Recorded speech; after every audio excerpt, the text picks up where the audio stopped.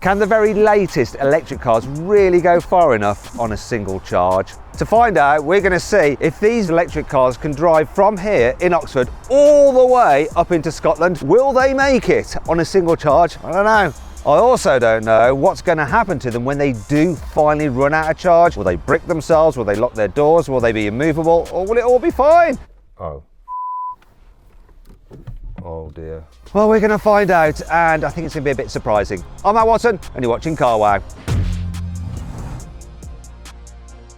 The cars I'm testing today are the Genesis GV70, which I'm sat in. We've got a BMW iX, a Polestar 3, an Audi Q6 E-tron, and a Kia EV9. We've got the longest range versions of each of these cars, and this is what the manufacturers say they'll do on a full charge. All these cars have been charged up to 100% overnight. But before we start driving, I want to see how far each car's trip computer thinks it can go on its full battery. This GV70 says it's going to do 278 miles. What's the BMW saying? 393 miles.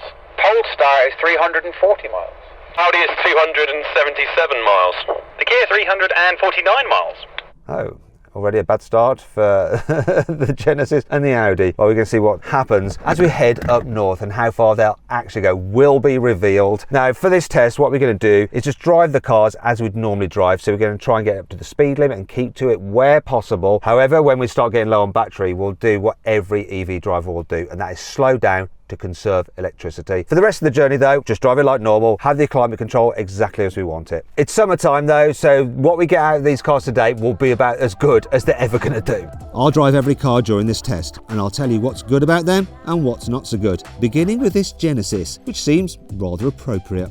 The Genesis GV70 starts from £66,000, but the good thing about it is it's so fully loaded for that money. You're getting quite a lot of car for your cash, and it feels very nice to sit in. So the materials are really nice, it feels expensive, the design's cool. I love the feeling of like this switch gear. I love the fact this is all one screen here, none of like dividing bits in the middle like in the BMW, and it's crisp, it's easy to use, and they've separated out the climate control to this other panel down here. Wish it was physical buttons, but it's still better than having it buried through the main screen. The driving experience is very good. It's super comfy. The suspension is brilliant over bumps, and if you go into sports mode, then it gets a little bit stiffer and sportier. That said, the car does still lean quite a bit in the bends. Feels a bit of a boat, to tell you the truth. It's quite heavy, 2.3 tons, but this is set up for comfort, not speed really, and it does a great job with its adaptive dampers. And these seats, absolutely love them. It's very quiet as well, just a bit of wind noise, but that's about it. And visibility is great as well. Good view out the back window, huge door mirrors, great view forward. I like it a lot.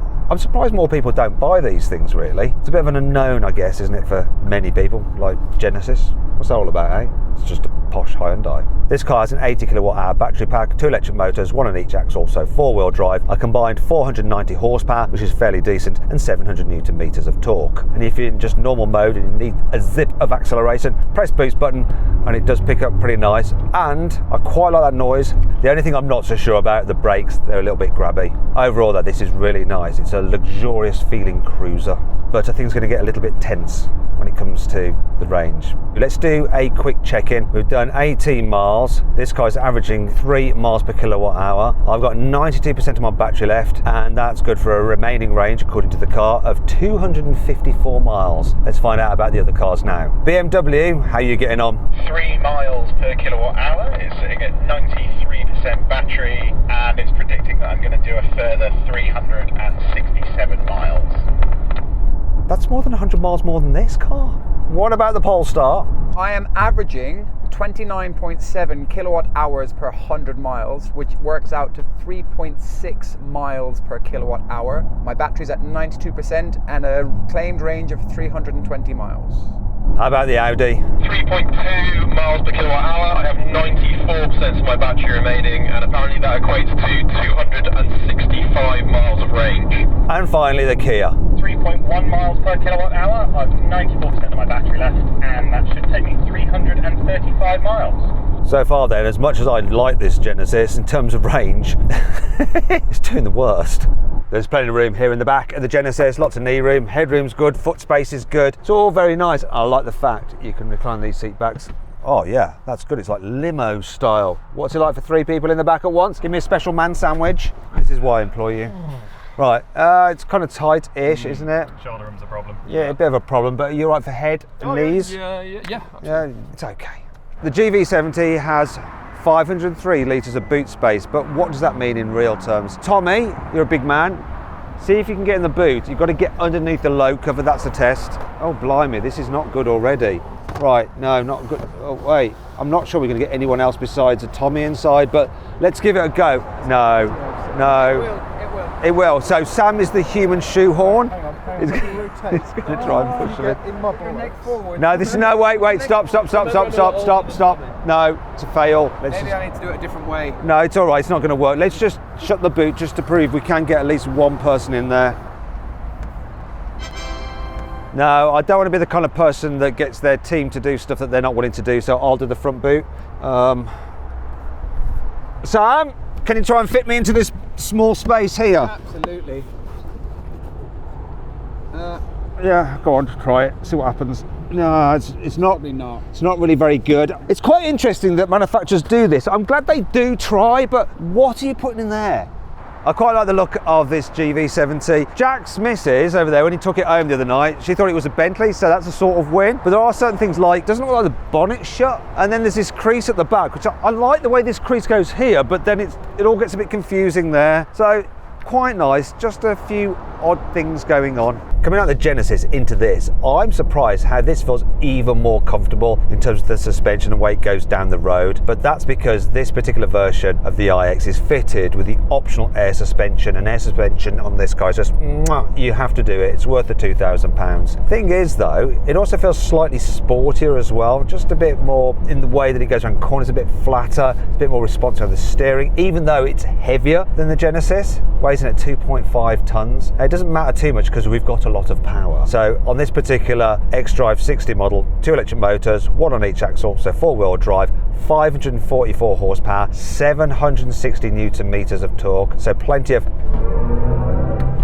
punch for overtaking, and it really does push you back in your seat, especially when you're in the sports mode. What I'm not so impressed at though, really, when you consider the price, the iX starts from £75,000, this xDrive 60 from £93,000, this one with all the kit on it, £107,000. Does it feel £40,000 more expensive than that Genesis? Simple answer, no it doesn't. Some of the bits in the interior feel lower rent actually than the Genesis, like this, and listen to this. That is awful, and you use that a lot. Also the screen, it's not one single screen, there is a gap in the middle, and it's harder to use. I'm not sure the seats are quite as comfortable. I do like the material because it holds you in place, you don't slide around like you do on leather. And the design, it's sort of minimalistic and cool, but overall I think I preferred the design of the Genesis. It's just a bit more normal. One thing this car does have over the Genesis obviously is the range. Got a massive battery, 109 kilowatt hours, and that just means you're able to go further. And when you buy an electric car, that does matter. I don't think this is necessarily quieter than the Genesis. There's a bit more road noise, I think, in this. Also, the brakes feel more natural in this BMW than the GV70. It's nip and tuck, there's hardly anything between them.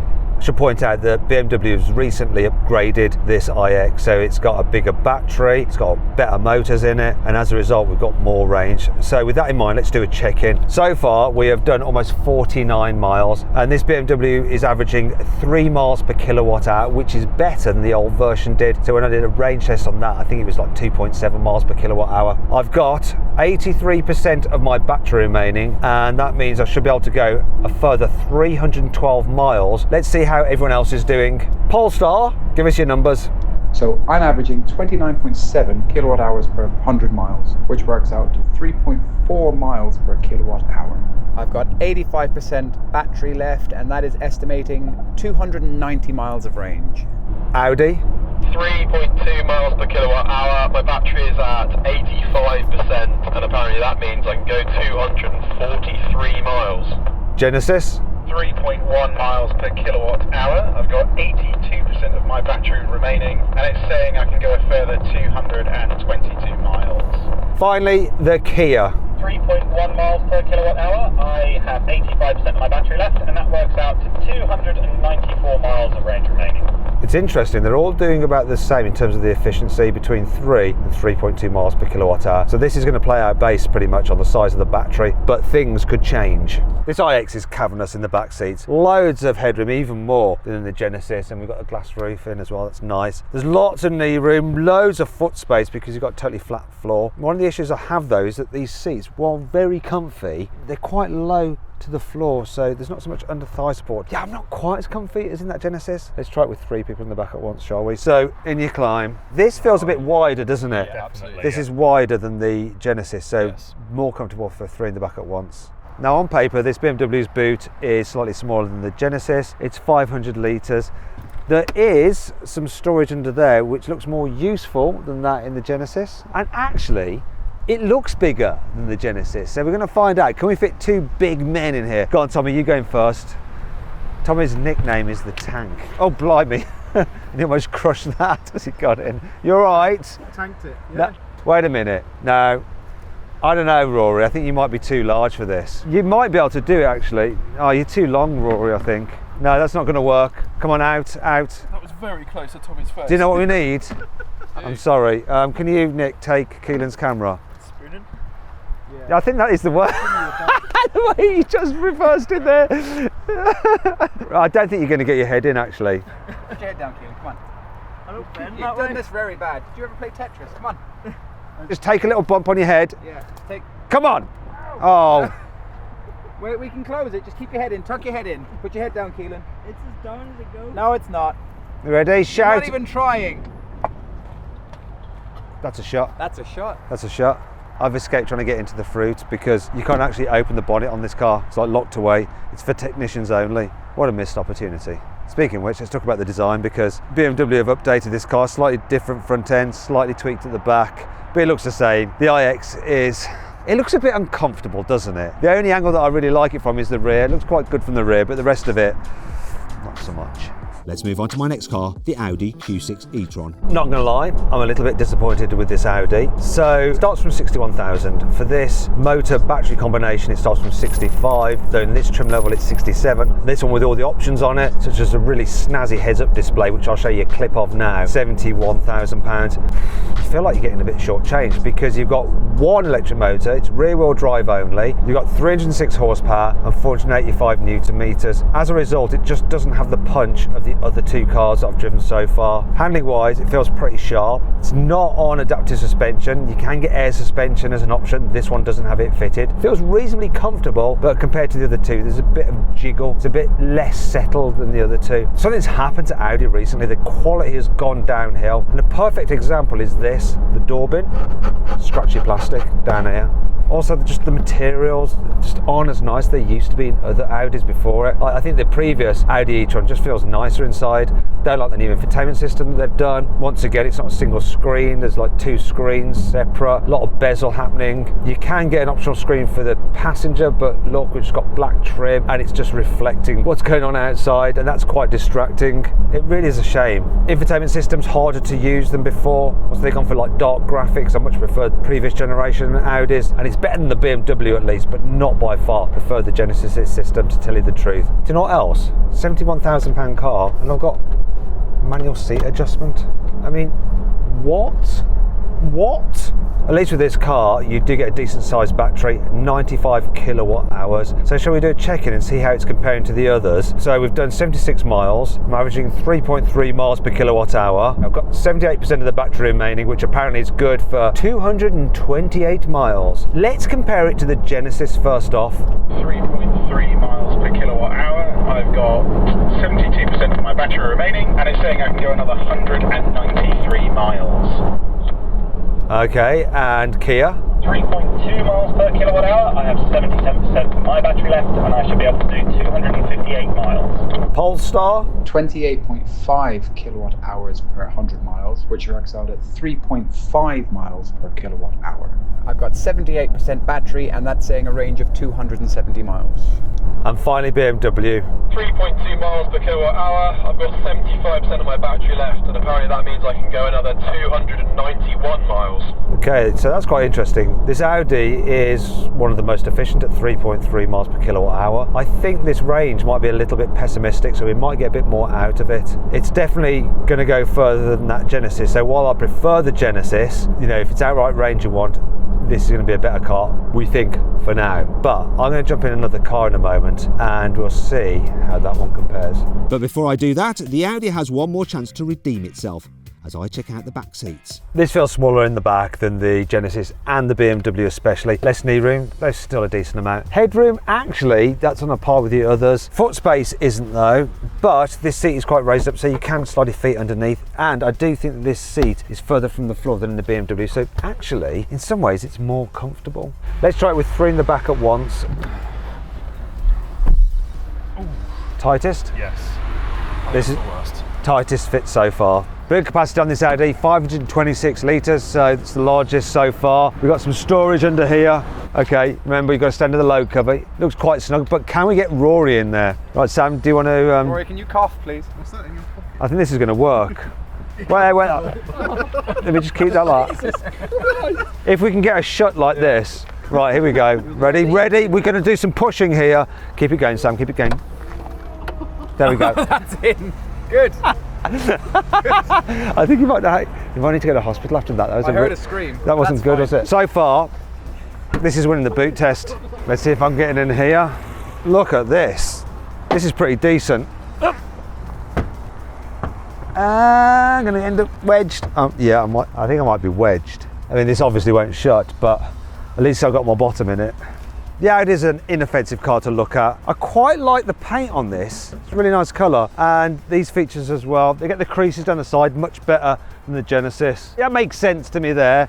And it's got quite a nice rear end as well. So far, this is my favourite to look at. Sorry Audi fanboys, but I prefer this Kia than the Audi. It actually is nicer on the inside as well. The design is really good, really slick. Infotainment screen, really nicely laid out. Also, I like the fact that we've got physical buttons here for the climate, temperature stuff, that's good. Driver's display, easy to read. And it's quite a relaxing car to drive. So we haven't got any adaptive suspension or anything like that, but it feels a little bit nicer than the Audi. The steering's light, it's quiet, get a good view out, huge flat bonnet. Sort of gives me Land Rover vibes. Quality, I think it's better than the Audi. Yes, there's some harder materials down here like in the Audi, but you know, this car is £65,000 as I've got it here, right? And you've got stuff like blind spot cameras as well to warn you when you're changing lanes. Don't know that stuff on the Audi. You probably get it, but it's going to cost you way more. Where this car is lacking though, it's the motor. It's got a single motor on the rear with just 203 horsepower and 350 newton meters of torque. That means at motorway speeds, when you want to nip past someone, you have to pre-plan what you're going to do. It just feels a little bit too slow for an electric car. And when you consider that it's got 7 seats, if you've got 7 people in this car, it's going to feel really, really quite sluggish. So you are probably going to want to spend more and get a more powerful version of the EV9. While we're slowing down, good point to tell you that the brakes, they're quite smooth and progressive, not too grabby. It's quite a quiet car to travel in, apart from the beeps and bongs you get if you do things the car doesn't like. It's the attention warning, because I was looking around at the glove box, and rightly so. I had my eyes off the road. I can't really tell just driving on the motorway, but I remember the handling was all right in this car, but it is heavy, 2.5 tons, so one of the heaviest here, and that does affect how it will go down a twisty road. While this car might not be the quickest, it does have a very big battery, 100 kilowatt hours, and that's partly to blame for its rather heavy weight. So let's do a quick mileage check. We've done 102 miles. I'm averaging 3.2 miles per kilowatt hour, which is all right. We've got 70% of the battery remaining, which the car reckons is good for 219 miles. Anyway, let's find out how the Genesis is doing. 3.3 miles per kilowatt hour. I've got 64% of my battery remaining, and it's saying I can do another 169 miles. Short day for the Genesis. Now let's have the Audi. 3.3 miles per kilowatt hour. I've got 70% of my battery left, and that reckons it can do 205 miles. BMW. 3.2 miles per kilowatt hour. It has 68% of its battery left, and that should be good for 258 miles. And finally the Polestar. 28.6 kilowatt hours per 100 miles, which works out at 3.5 miles per kilowatt hour. I'm showing 71% battery, and that is saying 250 miles. Ooh, so it looks like the BMW is going to go the furthest. One last check-in, the Skoda Superb. Let me explain. This is our camera car, a brand new Skoda Superb with a 193 horsepower 2-litre diesel engine. It should be perfect for long motorway journeys such as this, and I'm curious to see how its range compares to these electric cars, despite not even starting with a full tank of fuel. Hello Skoda Superb, can you just tell me how many more miles of range is left in your tank? I've got 255 miles left in my tank. Oh, it's going to be interesting. Are all these expensive electric cars going to get shamed by a more affordable diesel? Out of all the cars I've driven so far, this Kia is the roomiest in the back. Loads of headroom, loads of knee room, plenty of foot space. Front seats are raised up so you can really stretch out. This seat base is quite away from the floor, so you've got lots of under thigh support. You can slide the base for more room back there, or for more knee room here, and you can recline these seat backs quite away. Look how comfy this is. Now though, we want to try it with 3 people in the back at once. Oh, that's good, yeah. Best so far? Definitely. Absolutely. Best so far. Now I'm going to try the very back seat, so if you wouldn't mind just hopping out and I'll clamber into the 3rd row. Okay, so press that button, pop that forward. These seats are quite away off the floor for 3rd row seats, so that's good. Let me just pull this down. Okay, so that is a bit tight, but Nick, would you mind just jumping in here and getting yourself to a position that you're happy with knee-wise? Right, you've got just about enough space. That's great. I've got enough space. There's enough foot room. These are quite good for a 3rd row chairs, and look, I can even recline these seat backs. They go far. They go back far, don't they? That is... I'm really impressed with this car. With all the seats in place, the Kia's boot capacity is 333 litres, which is big enough for a Keelan. Will it shut? Will it shut? Will it shut? So I would say that that is a definite pass. Now let's fold the 3rd row down and see how many people we can get in. So I can fold down the 3rd row by pressing these buttons here. Whoop, whoop. Right, and what I'm going to do, as with other cars, we're going to try and fit people underneath the load cover. Okay then, so Rory, I think we'll go with you first. There's plenty of space, but it's not very deep, so you're going to have to try and limbo under there if you can. Under here. And you tuck away. There we go. Right, I think it's going to have to be Nick. I don't think we're going to fit a Tommy in there. Here we go. Just had sushi. Oh, have you? Oh yeah, I can tell. Okay, so I think this is going to be a pass. Yeah, Nick's bottom is in far enough. So 828 litres of space. Job done. The front boot is easily the biggest by far. Look at that. I should be able to get in there, no problem. Might even be able to get my feet in as well. Look. Could have a little bath in here. The EV9 is basically just a big rectangle. It sort of looks like an overweight estate car, but somehow or other they've made it look cool with all the lines, all the different coloured bodywork, all the creases. I think visually this is the most exciting car so far. This is the new single motor version of the Polestar 3. It's the entry level model. Starts from just under £70,000, though this one has quite a lot of kit on it and it's like £86,000. It's because we've got stuff like the adaptive cruise control, which should be standard really when you think about it. We've got the sunroof on it. There's loads of other bits of kit like a heads-up display, which is useful. So you've got a 300 horsepower motor driving the rear wheels, delivers 490 newton meters of torque. That's enough oomph for pickup on the motorway.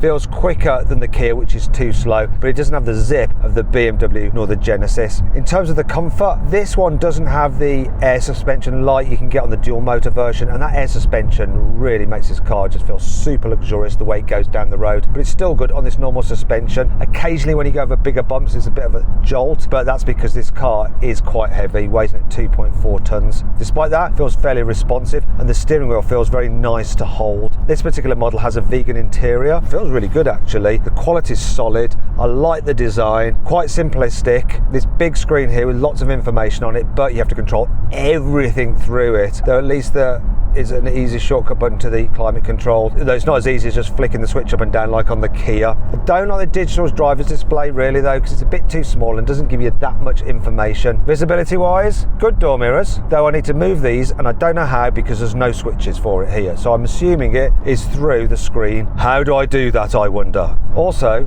if I want to put the rear windows down, I've only got 2 switches, so you have to toggle between front and rear. That's just an awful cost saving measure. Hate it when manufacturers do that. The rest of the car though feels quite expensive and very solid. Overall I like it. I like it more than the Audi. Weird thing is though, we've all said we prefer being in the Kia. Believe it or not, we prefer the Kia. Shall I try and move that mirror? Shall I try? How do you reckon you do it? A car. It's going to be the car bit. Driver adjustments. There we go. I'm trying to do this while driving. Is he going to let me? Okay.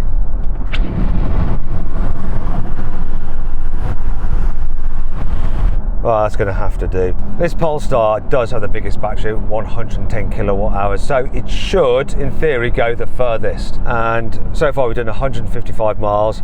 Average consumption on this is 29.4 kilowatt hours per 100 miles, which works out to 3.4 miles per kilowatt hour. I've got 55% of the battery remaining, and that's good for an extra 180 miles to go.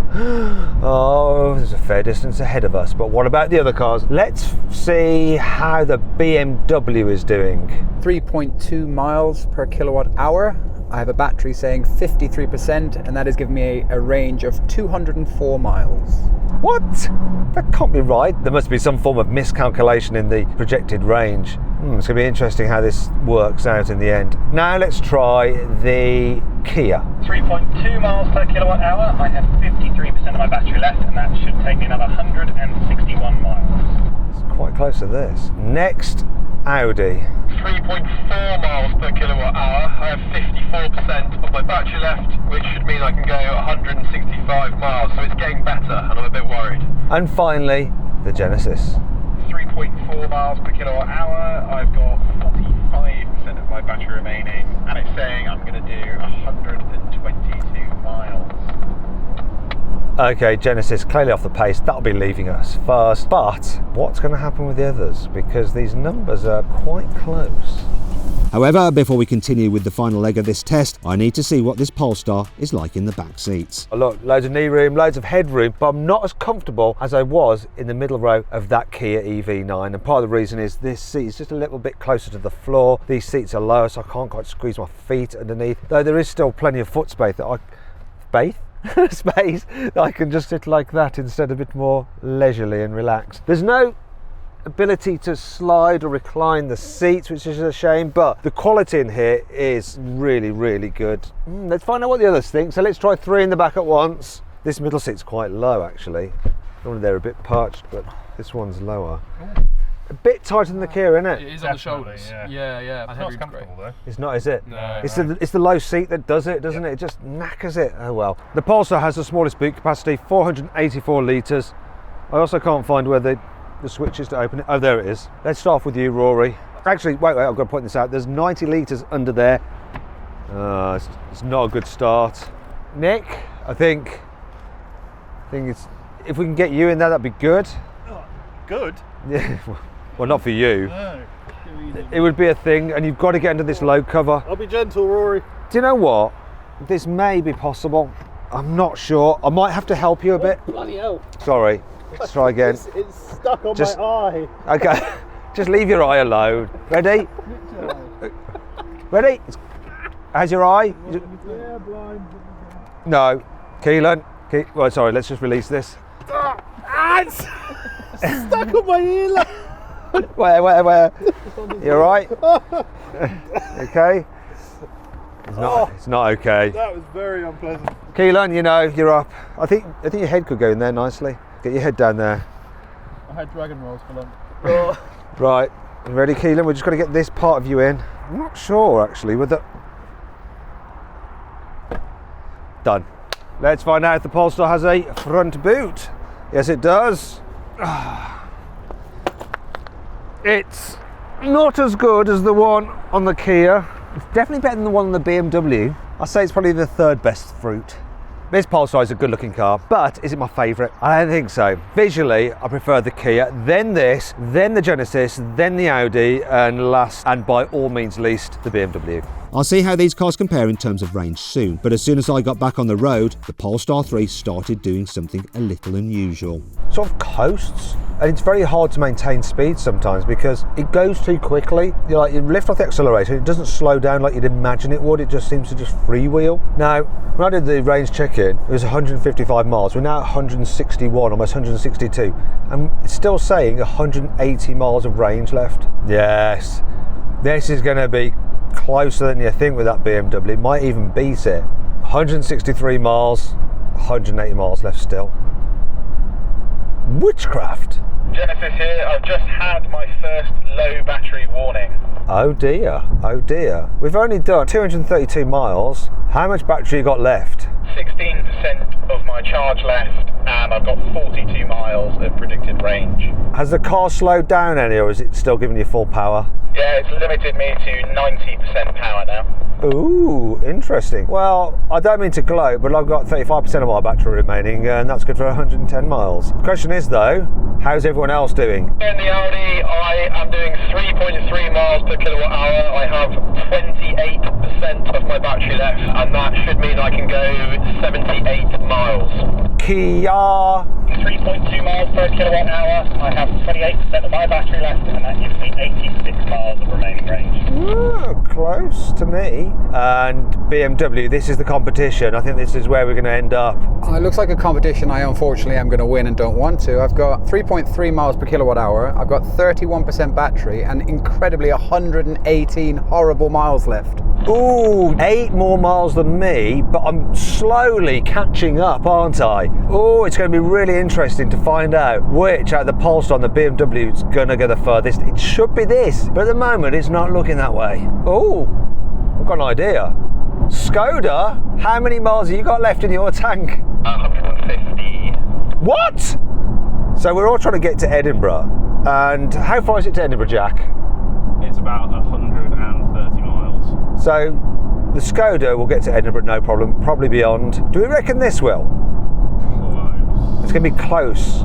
Don't think the BMW will. I think I'm going to compass the BMW in terms of actual total range. Genesis here. Are we allowed to use eco mode once we've reached low battery? Well, Genesis, if you're going to be driving a long distance in your electric car and you get a battery warning, what are you going to do? Are you going to go into sports mode and drive really quickly? Or are you going to go into eco mode and just take it steady? Thanks for the answer. I didn't need to be such a dick about it, but I'm feeling kind of smug right now with my 110 miles of range. Do you ever have that wonder when you're like Google Maps and it's giving you a little cheeky diversion when the road is busy at a junction like this? We're going to see whether you should take that diversion. We've got Sam in the BMW there. He's going to carry straight on. I'm going to take the junction, see if I can get ahead of him. If I get caught by these lights, I could lose. If I don't, I could be winning. I'm having to drive up a blooming hill. This is not good for my range. And the lights have changed. How's this car like going this quick up the hill and I'm not touching the accelerator? Look, how's this happening? I can see them moving down there. Oh, this is tense. Come on, change. Change, it's going to change. Ooh, here we go, come on. I can't accelerate too quickly because of range. Come on, where are they? Ah, no, he did it. I heard that. How far ahead am I? How many cars? I'm 3 cars ahead. Where are you guys? I can't even see you. As long as you can cope with the shame of being that guy, Matt. We're also in the wrong lane now. Okay, so lesson is, when Google tells you to make that diversion, you better take it. No one hated me, not a single beep, everyone was cool about it. People at North are lovely. Oh, there he is. He's finally caught up. Sam don't like losing. Even pointless little challenges. Genesis here. I've just had my second range warning, so I'm going to have to come off at the next junction, unfortunately. I got 24 miles left, 9% of my battery. There's no fast charger beyond this point for another over 30 miles, I think, so I'm definitely going to have to come off here. Okay, see you later. Good luck. We'll keep in touch and we'll see how far you actually go from this point onwards and your total mileage until you're empty. See you soon, or maybe not, because I've got 100 miles left and we've got 115 miles to Edinburgh. Woo! This is doable. Nick in the Kia here. I have just had my first battery warning, 20% charge remaining, and I've got a big screen on my dash saying low EV, visit a nearby charging station. Power seems fine and I've got 63 miles remaining. That is plenty. We've done 260 miles so far, so you're definitely going to get well over the 300. Anyone else got less than 20% of their battery? I have 21% left in the Audi. Ooh. I have 24% left in the BMW. And I have 28% left. BMW, what's your remaining range then? Disgustingly 99 miles, it's saying. I'm so catching you up. I've got 95 miles now. I'm getting closer to you. If I have to push this further than you go, I will, just so you know that. That's if it doesn't just like lock its wheels like they sometimes do. So I will enjoy watching you trying to push a 2.5 ton BMW with its brakes on. Cleverly enough, this has got a neutral button, so I will be ahead of the curve, and if I feel something happening, I'm going to bang it into neutral.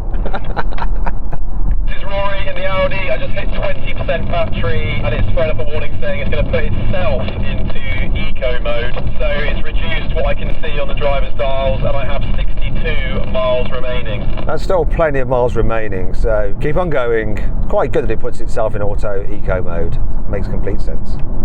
Hey guys, Jack in the Skoda. I am now in my fuel reserve and have 80 miles of range remaining. Oh, 80 miles of range. I have 70 and 21% battery, and we have done 284 miles so far. Average energy consumption 29.2 kilowatts per 100 miles, so 3.4 miles per kilowatt hour. Going good, but will I make it to Edinburgh? Kia, how are you doing? 3.3 miles per kilowatt hour, so that's getting slightly better. I've got 11% of my battery remaining, and that should take me 34 miles. How do you do? 3.4 miles per kilowatt hour. I have 13% of my battery left, and that means I should go 37 miles. And the big one, BMW, where are you at? I'm rocking along at 3.3 miles per kilowatt hour. I have 16% battery, no sign of a warning, and it's saying 68 miles left. Yes. I got more battery, better energy consumption, a larger battery anyway, and 70 miles of range remaining. We're going to have that BMW. Victory will be mine. This is what you don't want when you're trying to make a certain destination and you've already got not enough charge remaining. You don't want to have to suddenly accelerate to overtake a very slow moving vehicle that's holding everybody up. Oh, obviously he's got a full battery in his Taycan. This is Rory in the Audi. I just dropped to 30 miles of range and I've got a new warning. It says please charge battery, and I've got a yellow battery symbol on my driver's dials. Have you lost any performance from the car? The car seems maybe it's dulled a little bit. It's telling me to just drive at 55 miles an hour, but I can exceed that, no problem at all. So not yet, no. Still got 30 miles of range. Well, I'm at 20% battery and I've had no warnings yet. I think it's time for another check-in. So we've done 311 miles, averaging 28.7 kilowatt hours per 100 miles, and that works out to 3.5 miles per kilowatt hour. So that's pretty decent. I've got 16% battery left and 55 miles remaining. If I just go on here, it's saying that it's 58 miles to the centre of Edinburgh. Are we going to do it? I think we might do. Let's see how the others are doing. In particular, the BMW, which is my main competition. BMW, give me your numbers, please. 3.4 miles per kilowatt hour. I have 11% battery left, and this is saying a claimed 48 miles.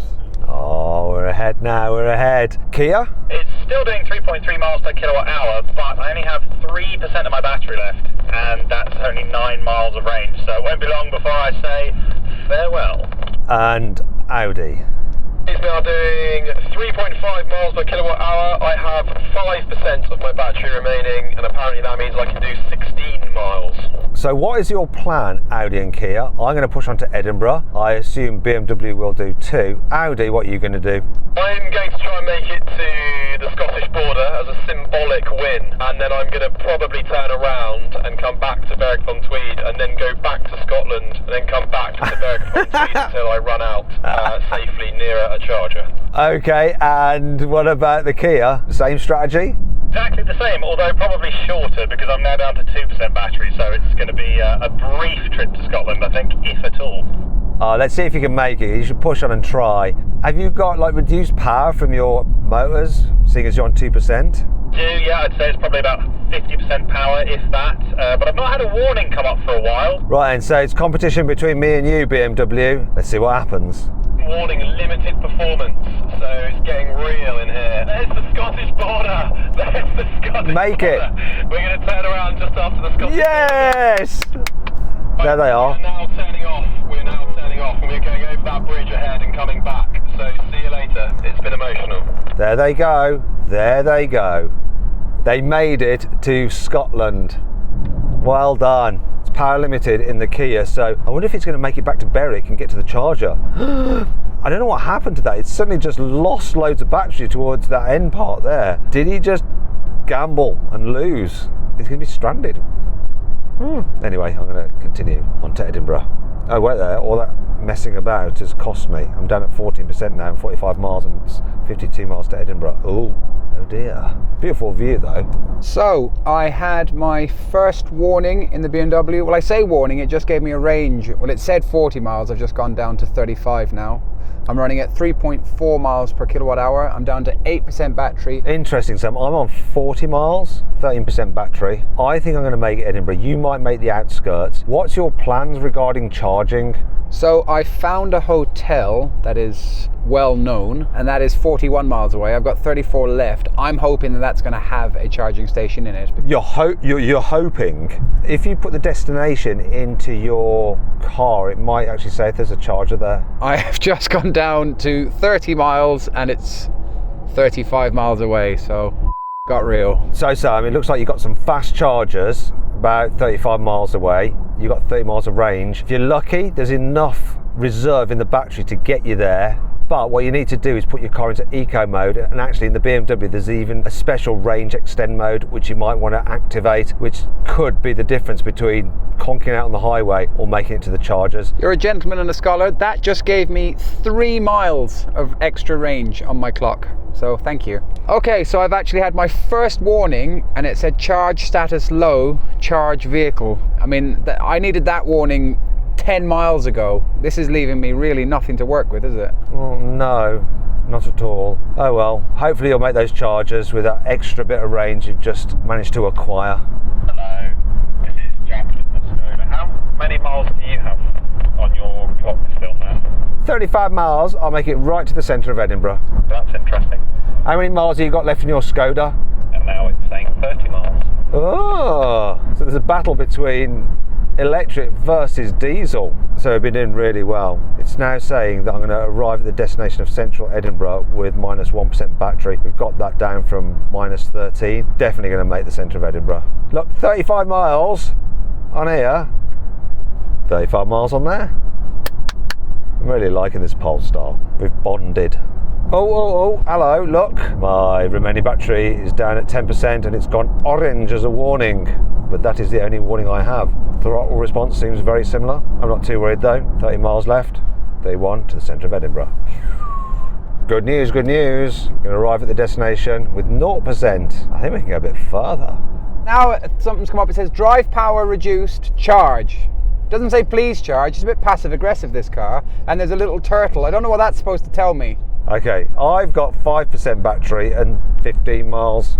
I've got 1% battery and 9 miles, and I'm 7.4 away. It's weird. I wonder if this battery's got lots in reserve once it goes to 0 miles. We'll find out. I mean, I genuinely don't know if I'm going to make this. This is just heartbreaking stuff. Right, I've got a red battery icon, 4%. Still got 12 miles though, Sam. Don't get too carried away. Oh my God, I've 1%, 1 mile, and I'm 1.4 from the place. Right, I'm getting off in half a mile, my people. It's been emotional. Okay. There he goes. Sam didn't quite make it to Edinburgh. Yes, I did. What are you talking about? You've got to see Arthur's Seat. Otherwise, if you can't see Arthur's Seat, you're not in Edinburgh. Not Edinburgh proper. I've been staring out to sea for an hour. What are you talking about? Arthur's Seat. Who's he? Yeah, now I'm sat at traffic lights. Oh, the anxiety. Good luck, Sam. Thanks, guys. Bye. Right, we've just left the main A1. We're going to head off now into Edinburgh. We're going to see if we can get past the place where I conked out in the new Porsche Taycan. We shall see. When I drove it to Scotland last year, the Taycan managed 367.5 miles on a full charge, which is further than any other electric car I've ever tested. When it died, I was actually in the middle of a busy road. That's my own fault because I kept on pushing it despite the numerous warnings. And that's what I'm going to do in this test as well. Hopefully, with the Polestar, I won't be in the middle of the road at the time. But I had started to notice a different problem. It was taking such a long time to run out of charge that the crew and I needed to eat. So we stopped for some dinner and I decided to call the other drivers to find out how their cars were doing. Hey Tommy, how you doing? The Genesis finally died. So, how many miles did you do? The 268 before it hit 0, and then 279 in total. Right, so 11 miles after it said it was empty. What was your average efficiency? 3.4 miles per kilowatt. As soon as it hit 5%, it just gradually tapered off the power. Then after it hit 0%, it would go like 30 odd miles an hour, and then it just gently came to a stop, then locked itself in park.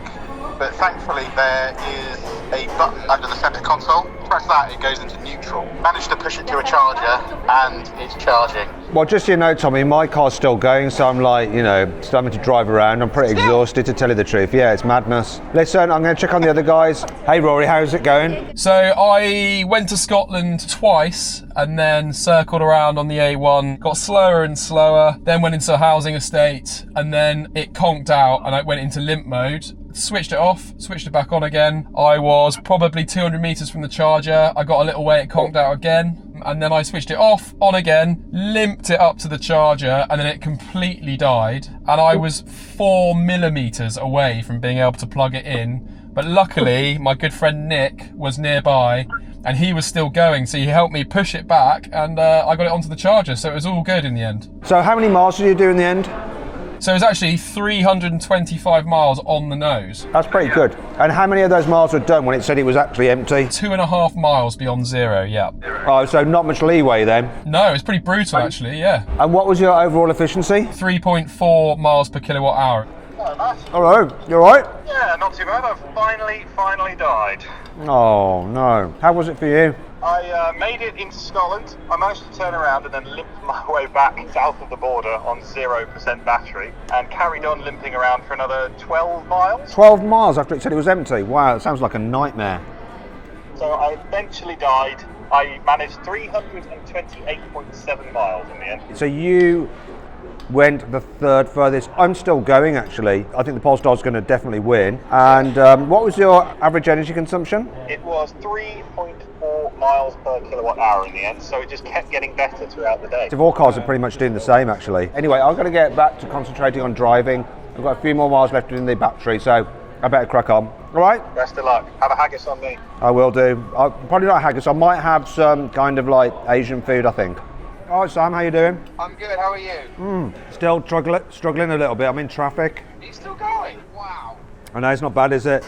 So what happened with you? So I pulled off, that station was around the corner and I was circling the car park from there and then it died and then I rolled it back and then I just got to a station. Oh, really?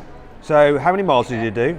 366 miles in total. So my average energy was 3.4 miles per kilowatt hour. You've done the best out of the others so far, but I'm still going. I need to concentrate now though, because there's a tricky junction coming ahead, okay? All right. Good luck. All right, thank you very much. It's been tough. All right. Oh, look, it's telling me to charge. It's found me charging points. 10 miles of range left in this car. 3% battery. Oh, look, we have the tortoise. Reduce power. Charge car as soon as possible. How far will we go?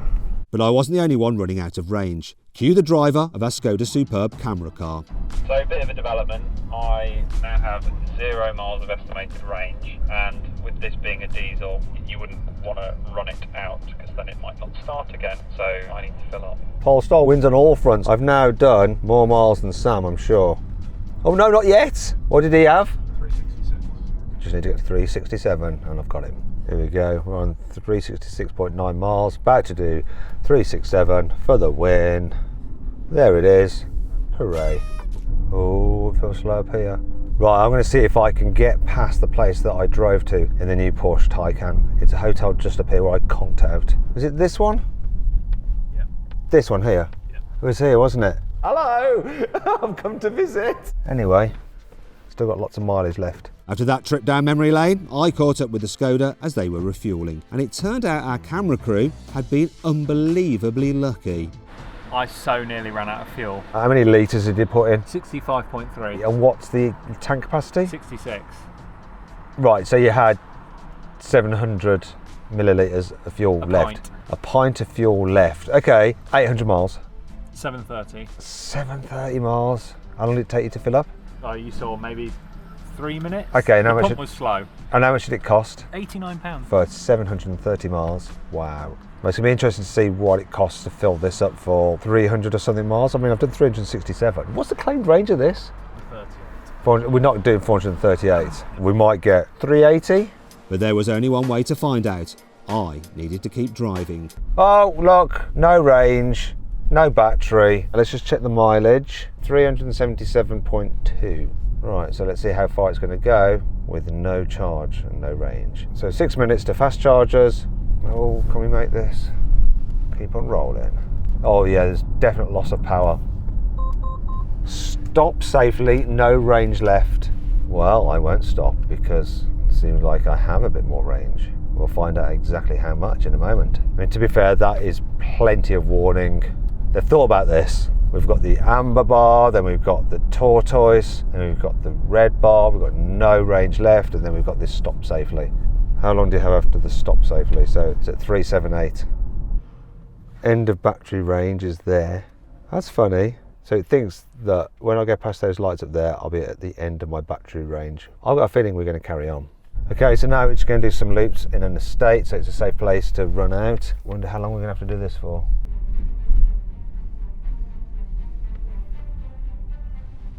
I've got no idea. You're going to hate me for it. Oh.